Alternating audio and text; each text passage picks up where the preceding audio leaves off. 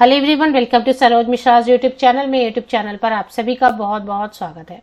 तो एक बड़ी अपडेट निकल कर आ रही है, अच्छी खबर है, गुड न्यूज है। यूपी से उत्तर प्रदेश से काफी वक्त से टीचर परमानेंट शिक्षक बहाली को लेकर कोई अपडेट नहीं आई थी, तो कैंडिडेट काफी ज्यादा वेट कर रहे थे और फ्रस्ट्रेशन में भी थे।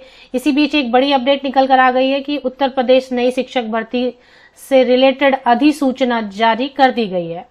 तो मतलब अब कभी भी आपको शॉर्टली विज्ञापन देखने को मिलेंगे। बीएड बीटीसी सभी यहाँ पर आवेदन कर सकेंगे।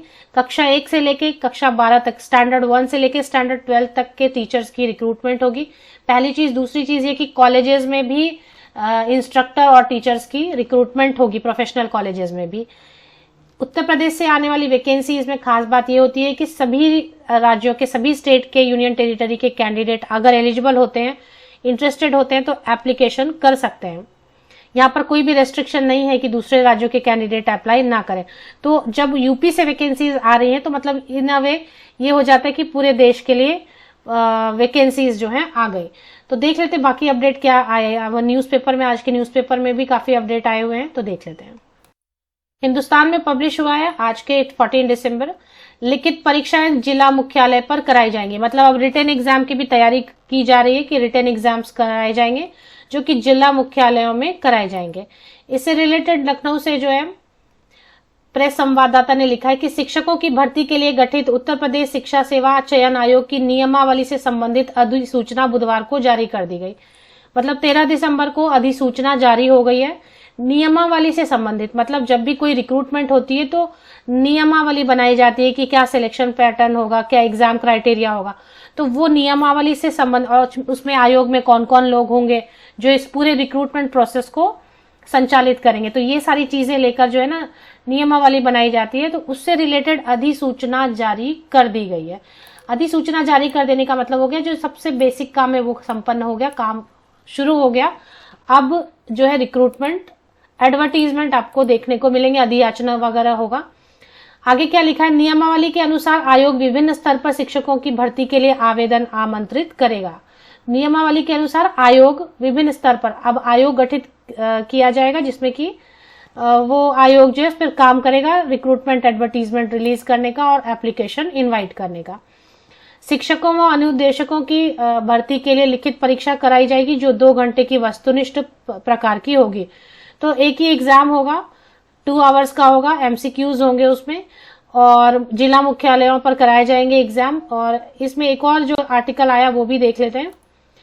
तो एक और आर्टिकल आया, ये भी हिंदुस्तान में पब्लिश हुआ। इसमें बताया जा रहा है कि 10% जो इंटरव्यू के लिए रखा जाएगा वेटेज, जो सिलेक्शन का प्रोसेस रहेगा उसमें 10% इंटरव्यू के लिए रखा जाएगा, और 90% जो है रिटन एग्जामिनेशन को दिया जाएगा। जो 2 घंटे का रिटन एग्जामिनेशन उन्होंने डिसाइड किया, मल्टीपल चॉइस क्वेश्चन, तो 90% जो है आपको वेटेज मिलेगा रिटन एग्जामिनेशन के लिए। तो अब यूपी में ये होता आया है कि सुपर टेट वगैरह आयोजित कराया जाता है, तो हो सकता है सुपर टेट भी आयोजित कराया जाए।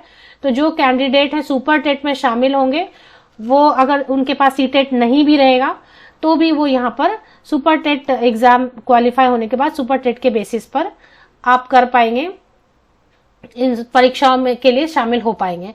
तो यहाँ पर क्या लिखा है ये देख लेते हैं, कहाँ कहाँ पे भर्ती आएंगी। प्रमुख सचिव उच्च शिक्षा MP अग्रवाल की ओर से नियमावली से जुड़ी 2 अधिसूचना जारी कर दी गई। एक में आयोग के अध्यक्ष सदस्यों के चयन व अधिकारियों की योग्यता की जानकारी दी गई है। आयोग का मुख्यालय प्रयागराज में होगा। दूसरी अधिसूचना में आयोग के अधिकारों, परीक्षा प्रणाली आदि का जिक्र है। तो एक में जो है ना कमेटी में कौन कौन होंगे वगैरह वो सब है। और दूसरी अधिसूचना जो जारी की गई है उसमें है कि एग्जाम क्राइटेरिया, एग्जाम पैटर्न कैसा रहेगा, आयोग का क्या क्या अधिकार रहेगा, वो सब।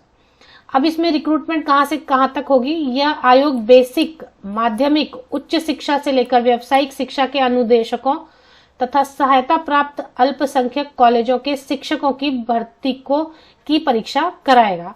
तो मतलब स्टैंडर्ड 1 बेसिक मतलब हो गया, स्टैंडर्ड 1 से लेके उच्च शिक्षा मतलब 12। तो प्राथमिक शिक्षक भर्ती होंगे, माध्यमिक मतलब ट्रेन ग्रेजुएट टीचर की रिक्रूटमेंट होगी, पोस्ट ग्रेजुएट टीचर की रिक्रूटमेंट होगी। साथ ही साथ जो व्यावसायिक शिक्षा होती है जैसे कि MBA कॉलेज है या BCA है या BTech है, इनमें भी इंस्ट्रक्टर, लेक्चरर, असिस्टेंट प्रोफेसर की भर्ती होगी।